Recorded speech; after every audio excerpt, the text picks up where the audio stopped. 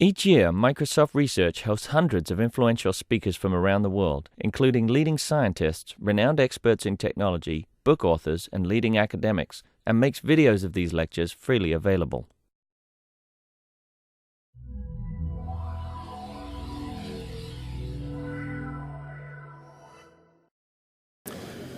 Okay, so I guess we then can get started for the second afternoon session today. This session is going to be about computation and illumination, actually. So we right away start with Diffuse Structured Light by Shree Nayar and Mohit Gupta, and Mohit will actually give the talk. Thanks, Michael. Thanks, Henrik. Hello, everybody. My name is Mohit Gupta, and I'm going to start by talking about extended light sources. Extended light sources have a finite length or even a finite area. One of the most common extended sources, especially in Seattle, is a cloudy day. Now, extended sources have a long history in computer vision. About 30 years ago, Katsushi Ikiuchi showed that extended sources can be used to perform photometric stereo for perfectly specular surfaces. The idea is that with an extended source, it is possible to sample multiple normal directions at the same time, while also reducing the scene's dynamic range. Now, it was possible to measure 3D shape of specular surfaces with very few images, as few as 2. Before this, photometric stereo could be applied to nearly diffuse surfaces. Now later, the technique was extended for glossy surfaces, which have a specular lobe instead of a specular spike. Now here, the main observation was that if the light source is moved, then the specular lobe is symmetric about the specular direction. Using this observation and linear light sources, glossy surfaces could be reconstructed. Now going further, hybrid objects were considered, which have both a diffuse component and a specular component. Here, by using a spherical light source and changing illumination gradients, hybrid objects could be reconstructed. Now, more recently, Ma et al. Used polarizers and spherical light sources to first separate out the diffuse and specular components, and then measure shape using both the components. The common thread in this line of research is that extended light sources can be used to reduce specularities. Now, extended sources have also been used in the context of shadows. Here are 2 images of a scene in Manhattan. The left image was taken on a clear day. We can see strong shadows here. The right image was taken under an overcast day. The shadows are considerably reduced.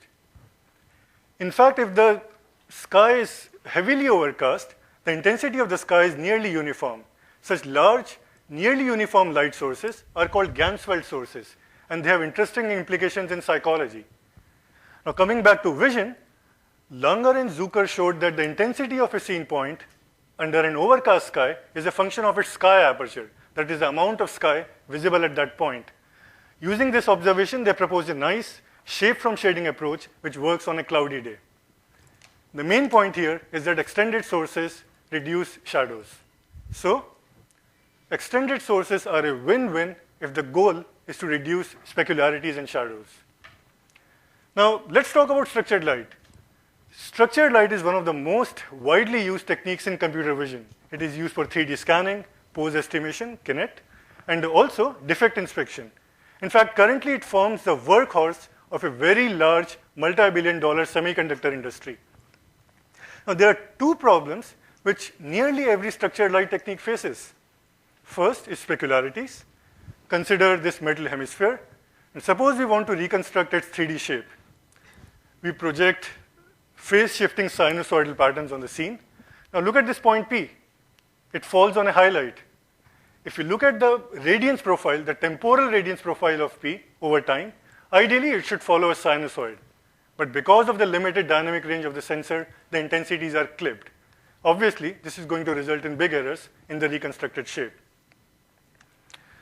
Consider this cube here, and suppose we illuminate it from an overhead projector. Now, there are parts of the cube here which do not receive any light. Also, the cube casts a shadow on the ground, resulting in shadows here. Now, again, it's very hard to recover any meaningful information from this shadowed region.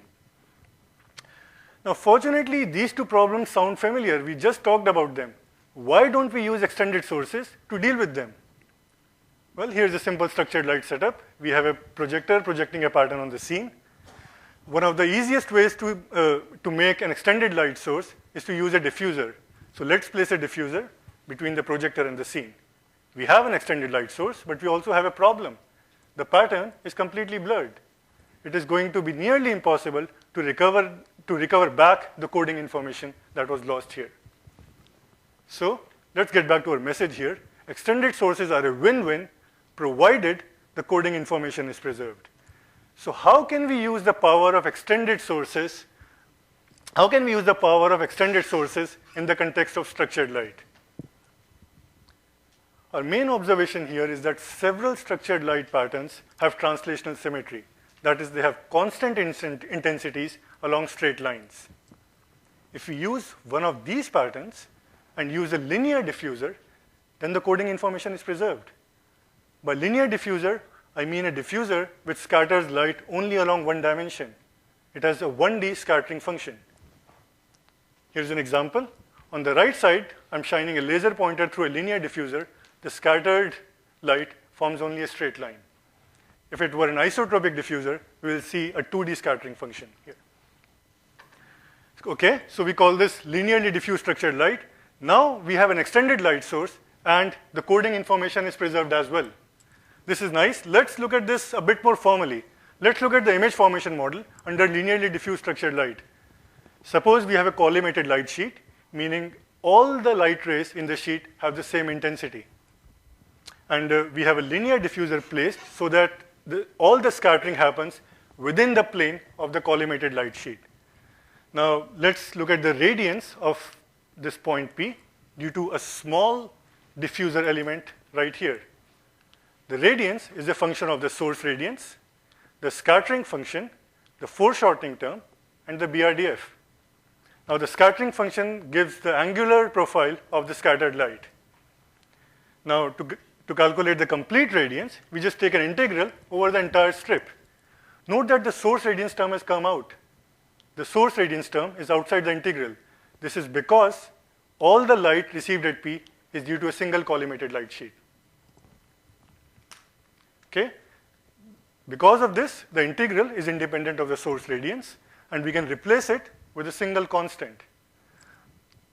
Now, this constant is going to be different for different scene points, but it is going to be independent of the illumination, of the projected pattern. Now, we're going to compare this expression with the radiance expression in the case of conventional structured light.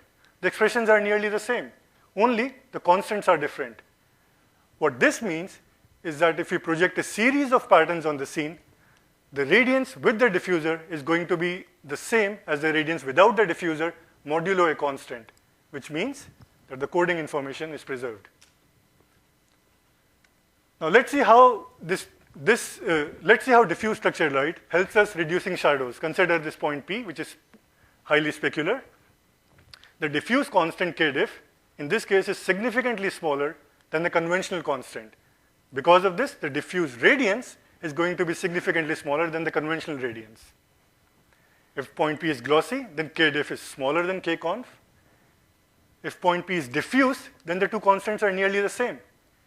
Intuitively, diffuse structured light reduces the radiance of specular points and maintains the brightness of diffuse points.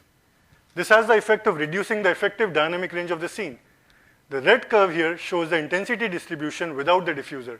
You can see that it's nearly flat. Now, with the diffuser compresses the dynamic range of the scene so that it falls nearly within the sensor dynamic range. Now, let's look at the case of shadows here. This is a simple scene, a sphere lying on a plane. There are 2 points here, Q and R. Both Q and R are in shadow. This is conventional structured light. Now, if we place a diffuser, both these points now receive light. They are no longer in shadow.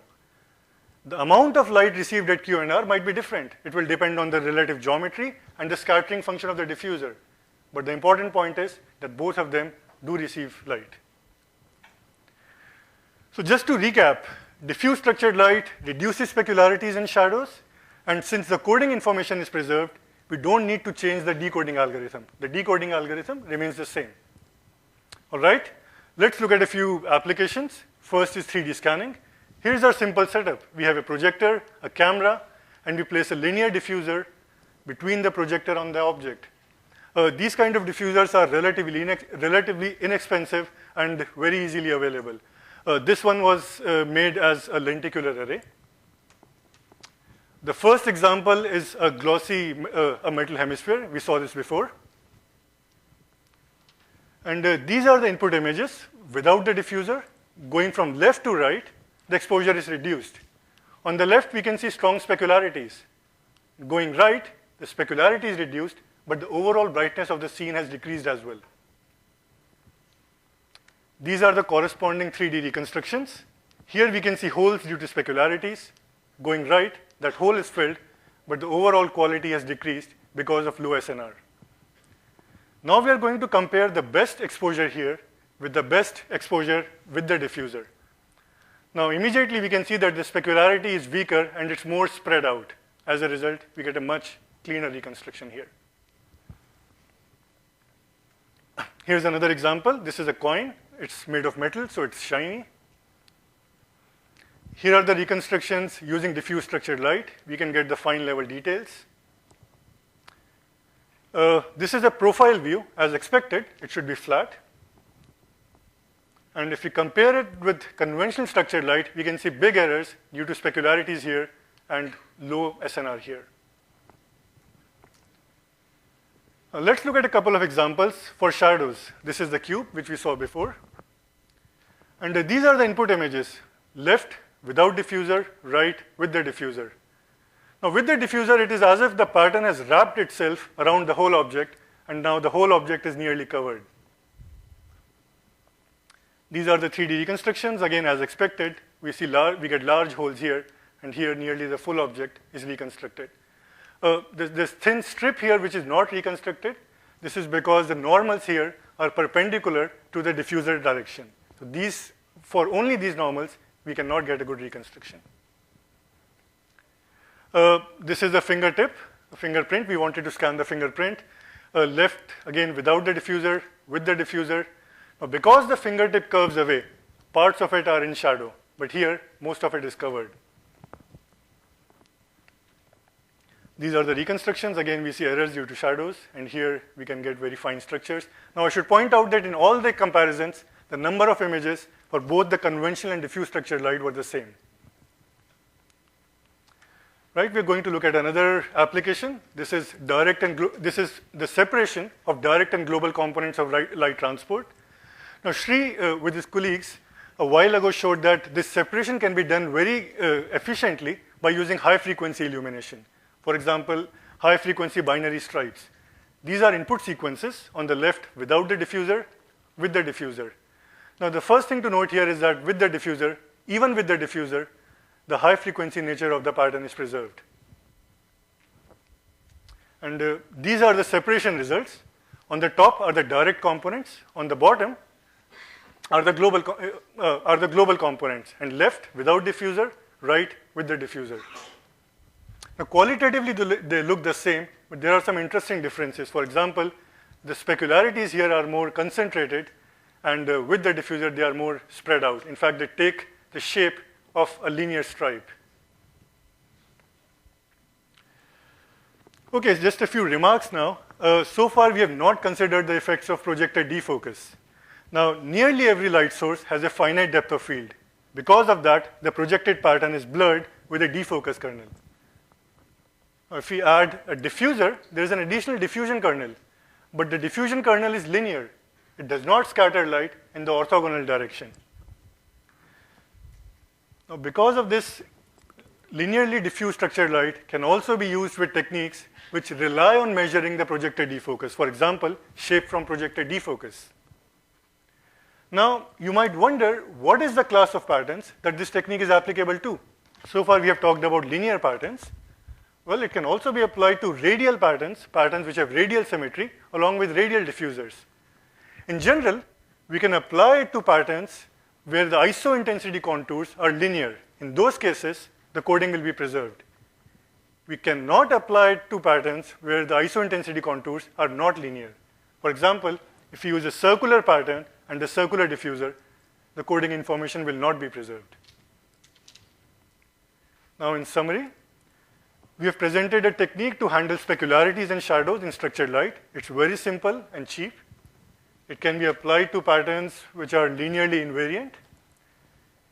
We have shown two applications, 3D scanning and direct global separation, and we believe that it can be applied to several other structured light settings. Thank you very much for listening, and I'll be happy to take any questions.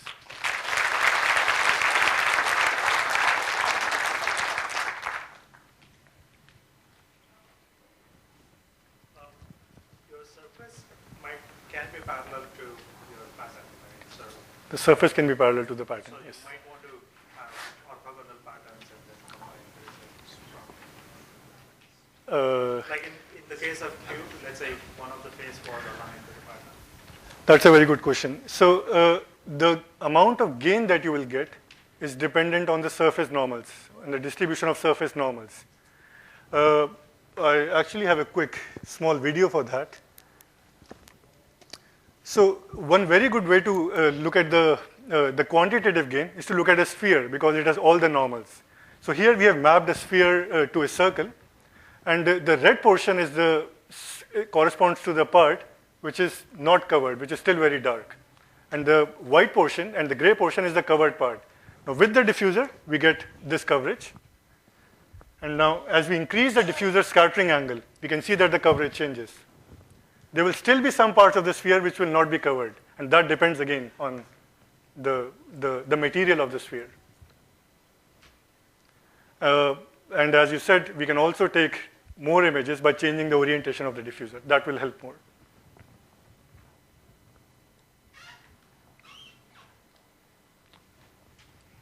It seems like one issue with this is that you have to very carefully align the diffuser axis with the projector and the pattern axis.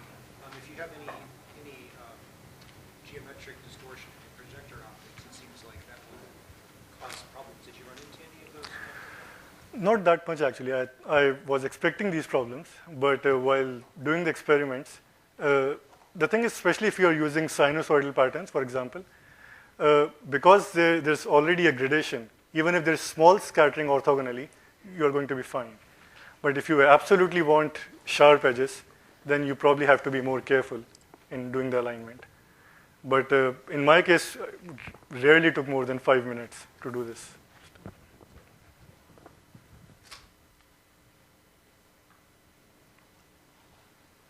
Okay, so if there are no further questions, let's then Mohit again.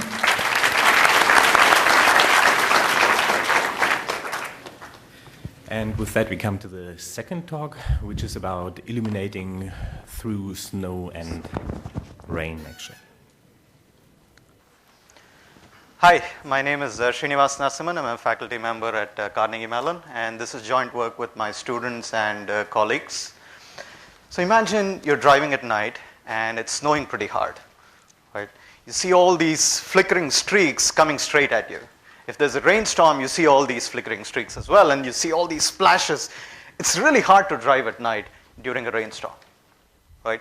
The World Meteorological Organization shows how often does it rain in major cities across the world, and the only thing I'm happy about is that Pittsburgh has fewer number of rainy nights than Seattle.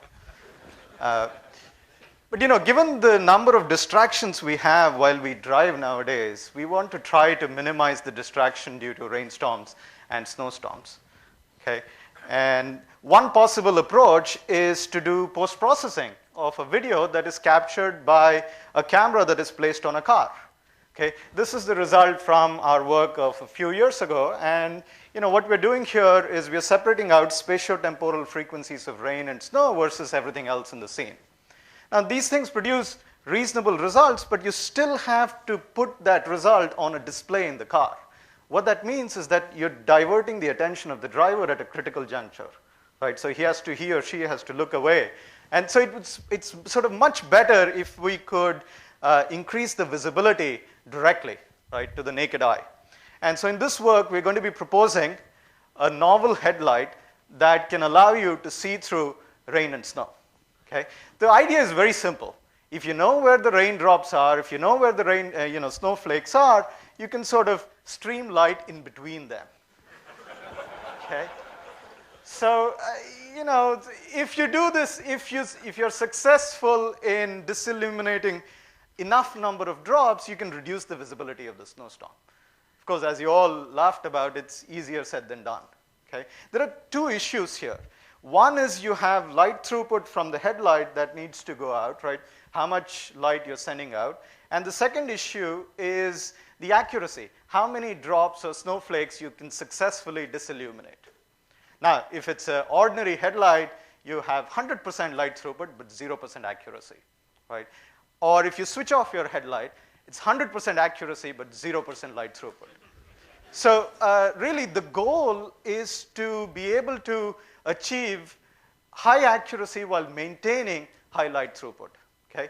As you can imagine, this is a challenging problem. And there was one patent by Ken Perlin who proposed in his patent a scanning laser beam that lights up dust particles. So it's similar in spirit to that idea here. Okay? So, you might think it's crazy, and in fact, the number of days I just woke up and I thought it was crazy was a lot more. So, but there were a couple of observations that gave us hope. First one is when we actually look at rain or snow, we are actually seeing big streaks, right? There's temporal integration going on. And what we are imagining is that these streaks are occupying this volume very densely. But if you actually capture an image with instantaneous snapshot of rain, it's very sparse. So you have bright specks of drops and snowflakes. And this is true even in the case of a thunderstorm. Okay? And you can actually, if you think about just a sparse number of bright specks, you can think now about redistributing your light in between these things. Now, a second observation is that we are more stressed about the drops that are closest to us, the brightest streaks that are flickering and are coming towards us and are closest to the light source. So what we did was we did several experiments, and this is with a Prius, a DLP projector, and a halogen lamp of comparable brightness. And we sort of illuminated drops at different distances of different sizes. We used sprinklers. We also watched them in real rain and so on. And what we found was the most important things or streaks to take care of are very short distance away from the light source. Okay? So typically all the action is happening about 3 to 4 meters. And beyond 5 to 6 meters, you don't have to worry about it. Okay? So with these two observations, we can now sort of describe our system, which consists of a co-located projector camera system.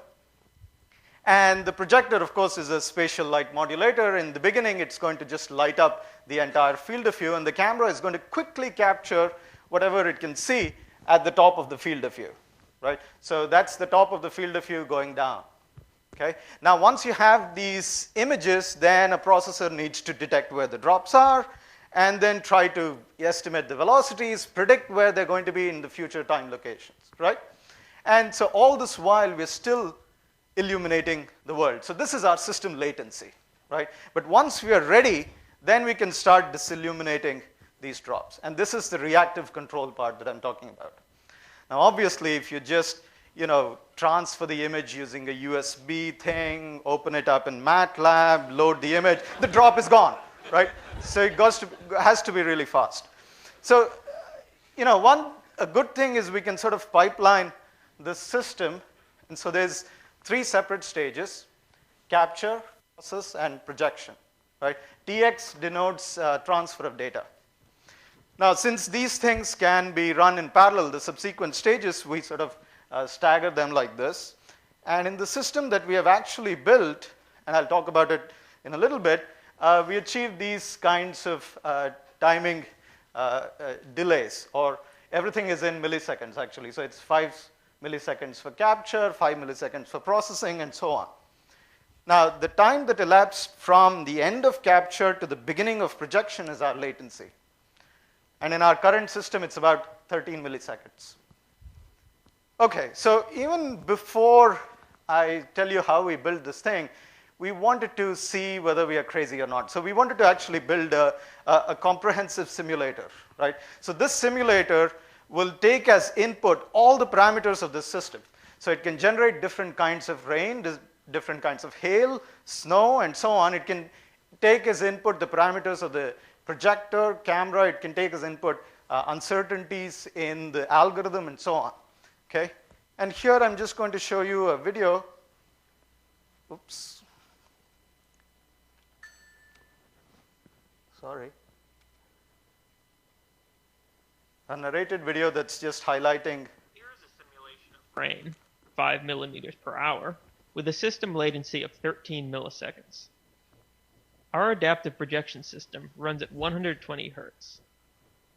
This first example is a simulation with a stationary camera. Black streaks are the drops successfully not illuminated. The red streaks at the top are drops that the system has not yet recognized.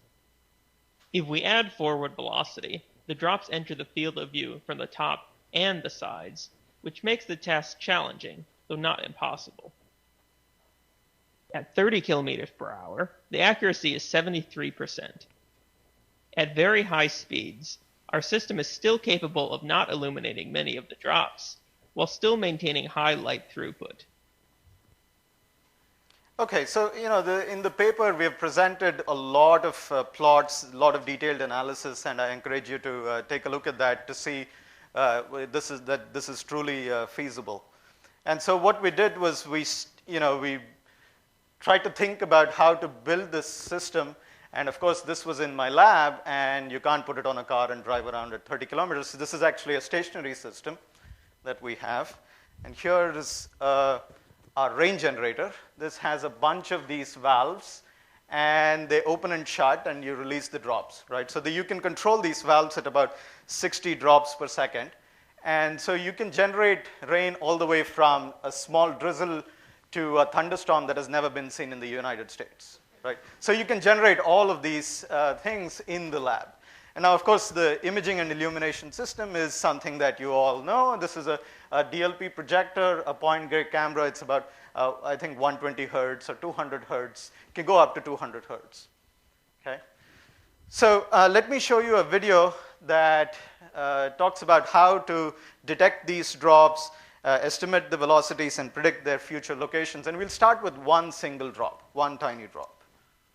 This video shows how the system operates on a single drop. The camera input is fed into our system, which predicts the future location of the drop and directs the projector to not illuminate it.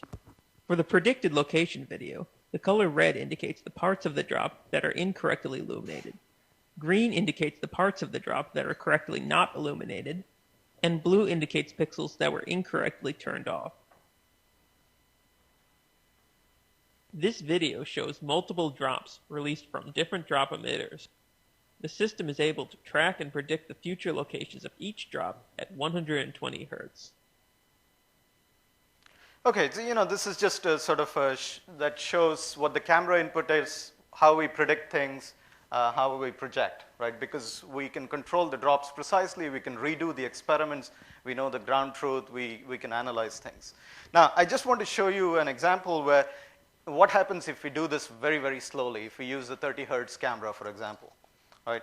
And at 30 hertz, you're actually measuring not just drops or specks, but actually long streaks, okay? And here's a bunch of these streaks, and I've placed a background behind it. And what we can do is, of course, we can detect these streaks amazingly well. We can predict them, but what we have to do is we can black them out as well, right? So instead of these white flickering streaks, you have black flickering streaks, okay? So it's not so smart a headlight, right? So, even if you have something slow, one thing we figured out is to actually use, instead of an 8-bit or 24-bit projector, if you use a high-speed bit plane projection, such as that from the Mule DLP projector, for instance, right? So what you can do is if you send it 24 bits at 60 hertz, but those 24 bits are sent out bit by bit. Remember, what we are trying to do is just binary projection. We don't want to project color images, right? So here is a video on the left that shows how the bit planes are sent out really quickly, and this is actually observed by a high-speed camera that's at 2000 hertz, okay? Now, of course, if I actually watch this with my naked eye or actually record it with 30 hertz camera, you can barely see anything, right? There's a slight flicker there, and that's, you've sort of got around the problem of projecting big black streaks. Instead of projecting a whole streak, you're just sort of following it as the bit plane goes down, right? So here's a photograph of our system working. On the left is a photograph. It's a long exposure photograph. It's about 2 seconds or so. And you see all the rain that has accumulated within a couple of seconds. And the headlight is on all the time. But on the right is our smart headlight, where you can see, or rather, hopefully you cannot see that as brightly as the rain here, right? Now, this top part, if you're wondering what it is, it's actually the system latency, right? So it's about this high. Before the drop comes there, we are ready to predict and track these drops, okay? Now, let me show you a video of this. On the left, you have a standard headlight. This is, by the way, this is generating about 32 drops per second. And it's in a small volume. It's not in a large volume, I grant it. But if you collect the amount of water for an hour, it's about 90 millimeters. So it's a severe thunderstorm, right? Any stronger, it's a shower, okay? So on the right, you can see that we are sort of predicting everything. We're detecting in the top. We are predicting correctly. And we're sort of distributing light in between these drops. Now, the challenge, of course, is how to show something that is not there, right? But you can see a big difference between the two. Now, how are we doing quantitatively? And if you actually, remember we have this simulator that takes in all these parameters. So if we took all our actual system parameters and you plugged it into the simulator and you simulated different kinds of rain, this is the kind of light throughput that you would get for different fall rates, okay? Now, if you think about rain, we are achieving about 70% accuracy. That means we are reducing the visibility of rain by about 70% while losing only about 5 to 6% of light. And that's not so bad, right? And now if you think about snow, snow is a little bit harder because snowflakes tend to fall slower, and so they stay in the field of view longer. That means you have to switch off more light rays. So naturally, snow will need lower light throughput for the same kind of accuracy. So in this case, snow, we achieve about 60 to 63% accuracy while losing about 15% light throughput. Now, you might be wondering why this snow graph is stopping there. This snow thing is, it corresponds to about 10 millimeter per hour. This is actually the snow melting volume, right? So this is snow water equivalent. So this is the amount of water if we melt the snow on the ground. That's the height you would achieve. And if you assume about 30% density of water, this 10 millimeter per hour corresponds to about 0.8 meters of snow accumulated in one day. Or if people here understand inches better, it's 32 inches of snow. So it's a lot of snow, okay? So we might be able to simulate more, but really we didn't see the point. Now, of course, how does it compare to a system that's ideal? That's the ideal system. What do we call ideal system? So we have no system latency, perfect detection, perfect tracking, and all of that.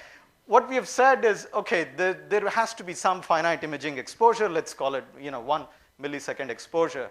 And if you look at rain, we obviously get 100% accuracy because we can detect and track everything. But the light loss is about only 2 to 3%. That means even if you take the strongest rain, there's about 2 to 3% of this entire volume instantaneously occupied by the raindrops. Okay, so let's just go back and forth between the two things. So, we are behind, but not totally behind, right? Okay, so let me summarize by saying that we have introduced an idea of a headlight that can allow us to see through rain, hopefully. And simulation suggests that the idea is feasible. While I didn't talk about all the simulations here, please look at the paper for this. And the initial lab prototype is encouraging. Now, of course, there's still a very long way to go, and we have to think about wind, the turbulence around the car, the vibrations of the car. We want to make the device compact, put it on a fast-moving car, and so on. But a lot of people here would like to have code, so I would just like to say there is hope. Thank you.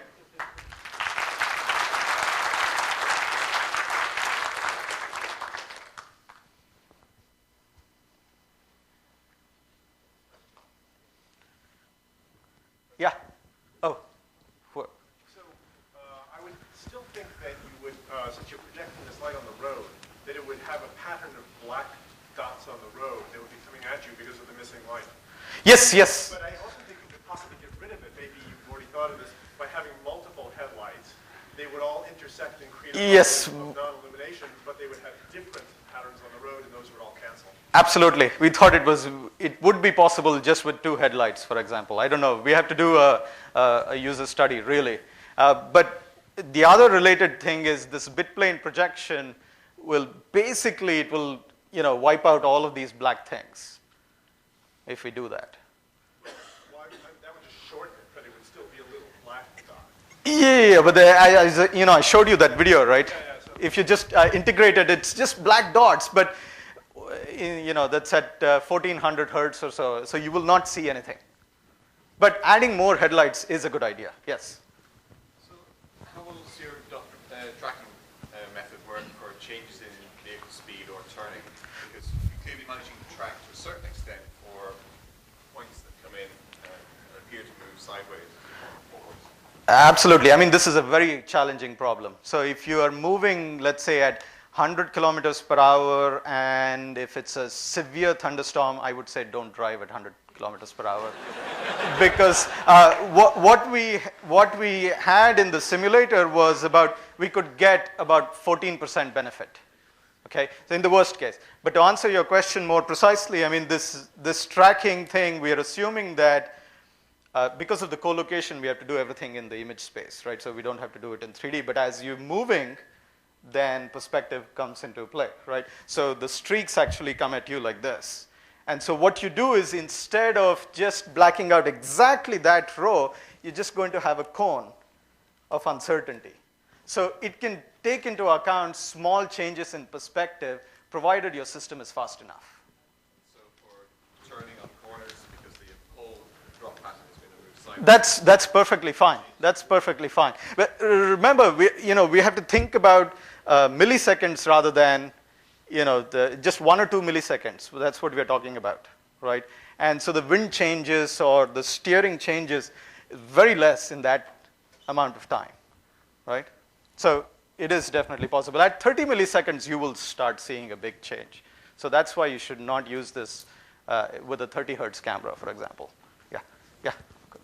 At Nitro, our professional photographer is also a world-class underwater photographer, and they struggle with the same problem. There's a lot of crap between the photographer and what you're taking a picture of. All they do is put the lights out to the side and cross right. over. Just from a low-tech standpoint. Right. No, absolutely. About things up close, absolutely. I think this is something similar to what Mark mentioned. We've done a lot of work apart from this sort of flickering streak business. We've done work in fog and haze and underwater image visibility enhancement, and we showed that placement of the light sources are very important. Underwater imaging, people say that you have to place it as far away as possible, but that's not the best thing because there's attenuation of light, right? And we actually showed in fact, my student Mohit, ex-student rather, he came up with the idea of what is the optimal position of, where do you place your fog lamp, depending on how much fog there is. So for low frequency effects like fog and haze, these are solutions that are definitely possible. Yeah. So for, if you need a DLP with processing, would this be very expensive for a practical implementation? The DLP, by the way, everybody knows the DLP Pico projector, right?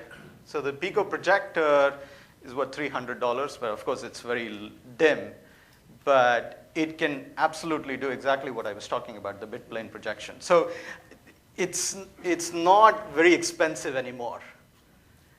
Of course, it's a question of marketing and how you can convince those people in Texas Instruments to do this, right, cheaply, right? I have a couple of students there now, so maybe we can make some inroads. Yeah. So I think we have time for one more question. Yeah. So you're doing this coding using a special light modulator, is that right? Special light, I mean, it is a light modulator, but it's a DMD-based or DLP projector, right?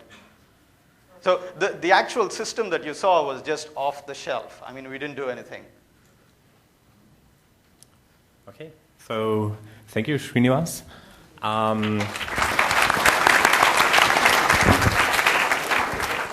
So we're going to move on to the last talk in that session, which is going to be about death-coded shape from focus. So, hello everybody. Can you hear me? My name is Martin Lenz, and I did the work called depth-coded shape from focus with my colleagues David Ferstl, Matthias Röther, and Horst Bischof at the Institute of Computer Graphics and Vision in Graz in Austria. So, as the name already insists, this deals with, This deals with shape from focus, or is related to shape from focus, which we heard yesterday already at the talk of Shree Nayar, who actually invented this. So the principle of shape from focus is getting some depth information, especially in, for example, microscopic environments where you have little depth of field. So if you take an image, it is very blurry and has only certain regions in focus. So you move your scene along the optical axis of the camera, or you change camera parameters. So you get a stack of images with varying locations in and out of focus. As a next step, you just take a local neighborhood or a local volume, and you can compute a so-called focus measure. There are thousands of many different focus measures available. Next step is to find the maximum along your optical axis, and then you have as a result a depth image and an all-in-focus image. So what is the problem of this approach, or a drawback? You need this large image stack. So for example, if you have only a small volume of 1 millimeter times 1 millimeter times 250 microns, and you have a depth sampling or a sampling in each direction of 1 micron, you already have 250 megapixel image data. And actually, it's a lot more because you have less resolution, and you have hundreds or even thousands of images in your image stack. So this is maybe one drawback. Another drawback is the following. If you look at the traditional shape from focus, you just have to move your scene with a little depth of field. Then you, for some exposure time t, you take your image under a constant illumination. And this takes, of course, quite a long time because you only have cameras that work at a frame rate of, let's say, 100 or 200 hertz. So what we propose instead of that is that instead of using a constant illumination, we propose to use some binary patterns, local binary 2D patterns, like 3x3 pattern, as can be here. And we project them side by side over the whole scene. And while we are moving our scene and we are exposing our image sensor, we're projecting a sequence of patterns. And as a result, you get like an image like this, which might be blurry, but we can, of course, convolve it. And as a result, you see only that for a pattern that was in focus at a certain time, and you can directly read your depth information from a single image.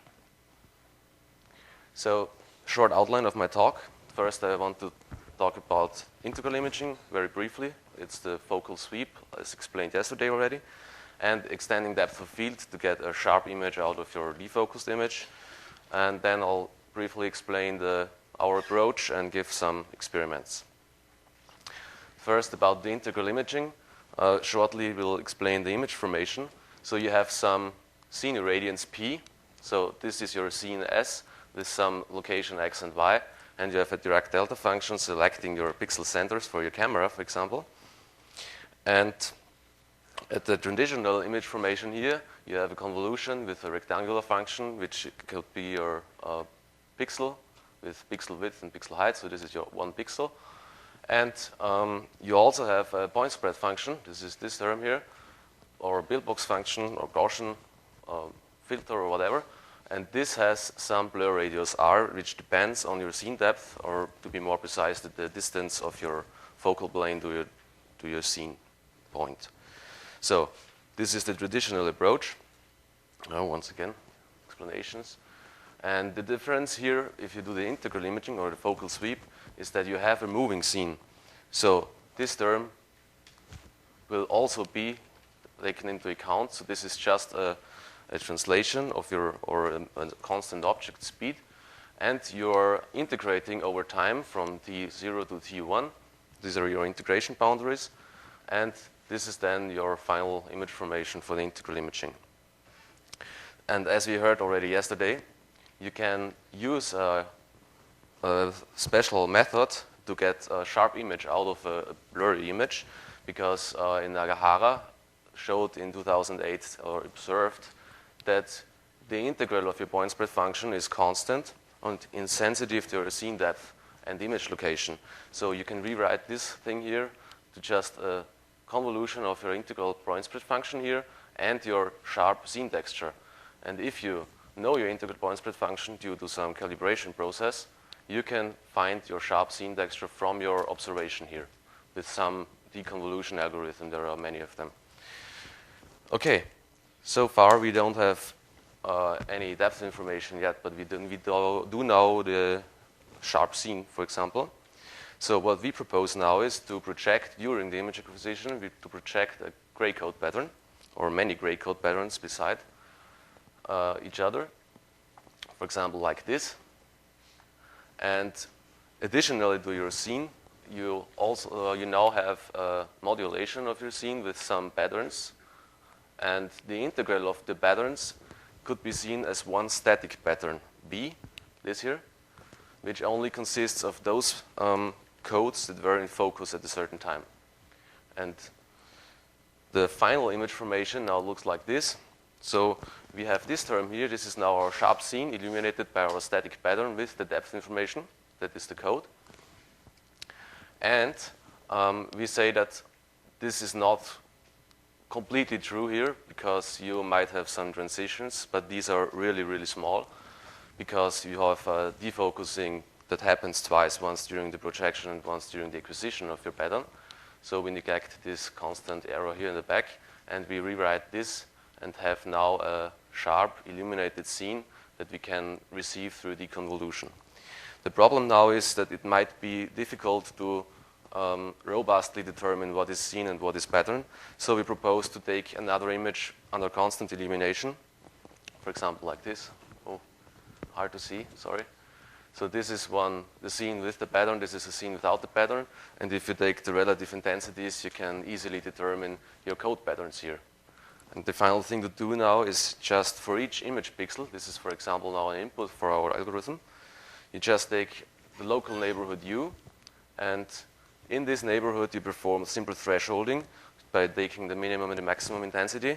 This works if you, for example, project the gray code starting at decimal number 1. So you have always at least one bit set to 1. So as a result, you get your two-dimensional pattern. And with the knowledge of the sequence you projected, you can determine your depth map, your final depth map. As a synthetic experiment, I just chose a cone like this. The optical axis of the camera is the z-axis. And this is the resulting image that is used then for the reading of the depth information. So you can see some transitions here from one pattern to the other pattern. And the result looks something like this. So you see these steps here because I did not do any smoothing here, the final reconstruction.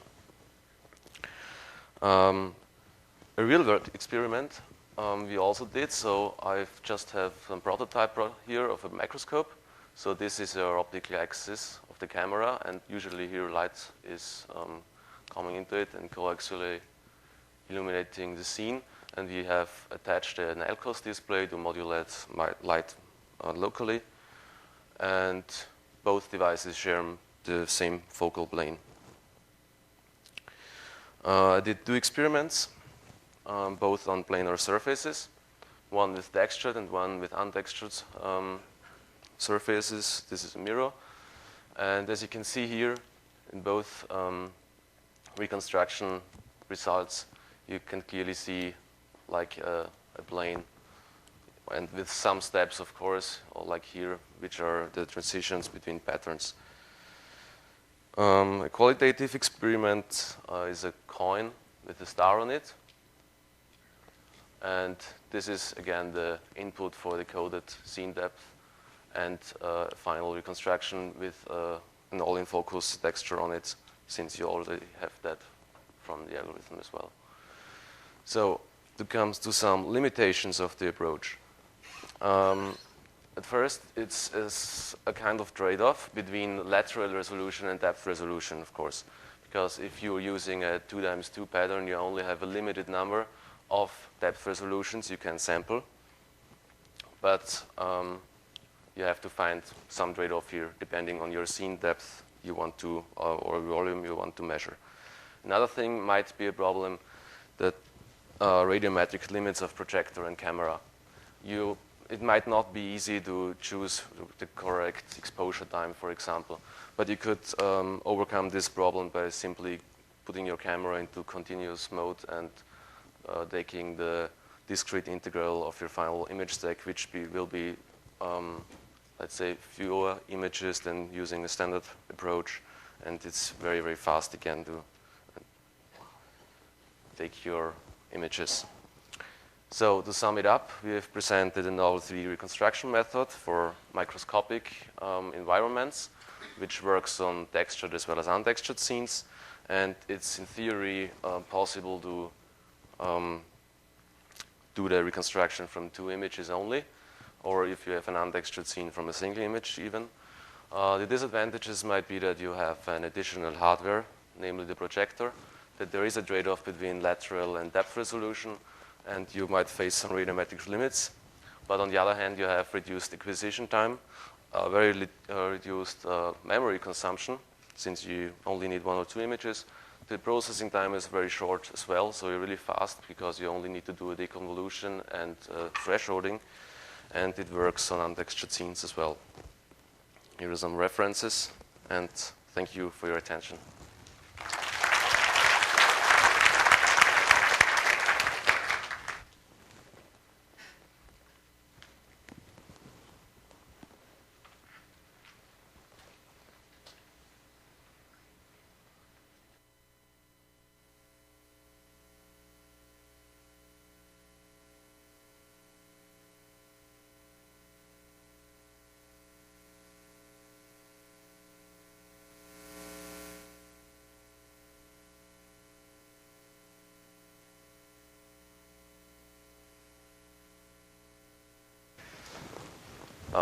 And that's why it's limited by the size of your pattern, of course.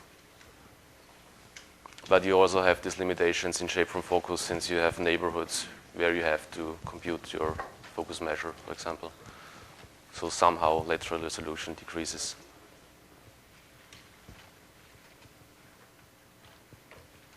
Yes, please.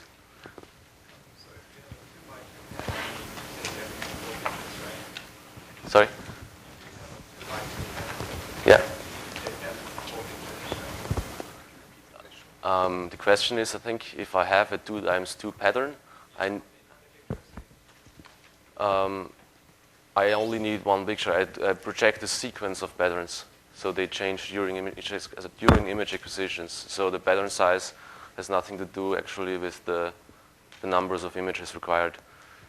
So it's the patterns are used for the depth sampling. Yeah. In theory, of course, maybe you have radiometric limits, then you need more.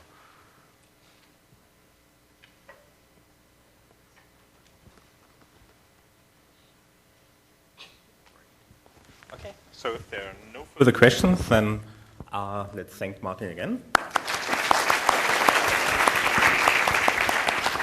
and this concludes the session. I just want to remind everybody that the next break is rather short, so we reconvene here at 4:30 for the fast forward on the poster presentation. And every poster presenter, please come up down here so that we can already order everyone into the right order. Thank you.